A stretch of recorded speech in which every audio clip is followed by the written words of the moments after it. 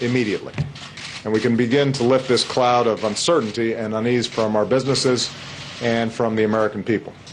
I'll have more to say about this tomorrow, and I've got some thoughts about how we can move forward in the remainder of the year and stay focused on the job at hand. Because there's a lot of work ahead of us, including our need to earn back the trust of the American people that's been lost over the last few weeks. Averting this crisis is historic. But let's be honest. This is pain inflicted on our nation for no good reason, and we cannot make the same mistake again.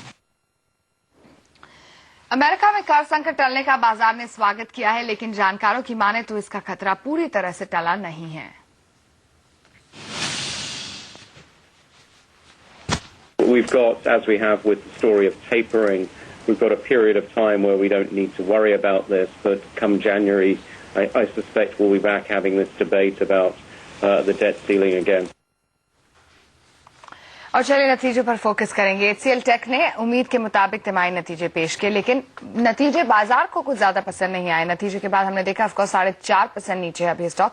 वजह क्या है ये जानते हैं। हमारे साथ मेरे सहयोगी आशीष शर्मा जुड़ चुके हैं। आशीष, इतनी ज्यादा पिटाई क्यों हो रही स्टॉक की? आपने मेंशन कर दिया है, क्योंकि इन लाइन विद एक्सपेक्टेशन ये नंबर्स हैं। देखिए, तमाम आईटी रिजल्ट्स जब से आए हैं तब से सबसे बड़ा उन रिजल्ट्स को देखते हुए नेगेटिव यही है कि HCL टेक के रिजल्ट्स में कोई पॉजिटिव सरप्राइज आपको देखने को नहीं मिल रही। डॉलर आए करीब 3.5% तिमाही दर तिमाही बढ़ती हुई नजर आई है, जो कि उम्मीद के मुताबिक है। कोई आउट परफॉर्मेंस नहीं है। इनफैक्ट अनलाइक पीयर्स यानी कि HCL टेक के मुकाबले इन्फोसिस और टीसीएस अगर आप देखेंगे तो बेहतरीन आउट परफॉर्मेंस डॉलर आय में वहां पे देखने को मिला था। और अब ये ग्रोथ इंडस्ट्री लीडिंग भी नहीं रही है।